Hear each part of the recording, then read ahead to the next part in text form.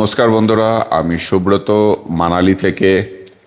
তো আজকে যে জন্য ভিডিওটা বানাচ্ছি, এটা একটা সেভিয়ার ওয়েদার অ্যালার্ট আছে। মানালিতে কালকে রাত্রির থেকে বৃষ্টি হচ্ছে, আজকে সকালে টানা বৃষ্টি হচ্ছে। দেখতে পাচ্ছেন পুরো মেঘ ঢেকে গেছে পুরো পাহাড়ে।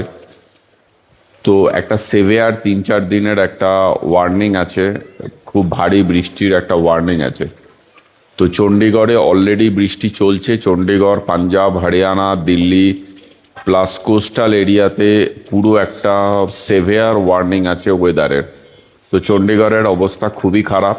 ওখানে প্রায় বহু সেক্টরে পুরো জল ঢুকে গেছে। সেক্টর 22, সেক্টর 16তে প্রায় হাঁটু পর্যন্ত জল উঠে গেছে। এত বৃষ্টি হচ্ছে এবং কন্টিনিউ বৃষ্টি চলছে। আমাদেরও দু একটা বন্ধু যারা চণ্ডীগড়ে থাকে, তাদের গাড়ি টাড়ি সব জলে ডুবে গেছে।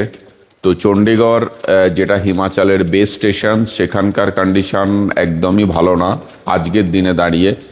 এখনও বৃষ্টি চলছে সব জায়গাতে, বৃষ্টি এখনও থামেনি এবং আগামী 3-4 দিন টানা আরও ভারী বৃষ্টির সম্ভাবনা রয়েছে। তো আপনারা যারা আগস্ট মাসে হিমাচলের দিকে আসছেন বা চণ্ডীগড় হয়েই আসতে হবে, তারা খুব সাবধানে ট্রাভেল করবেন এবং সমস্ত ইনফরমেশান নিয়ে ট্রাভেল করবেন।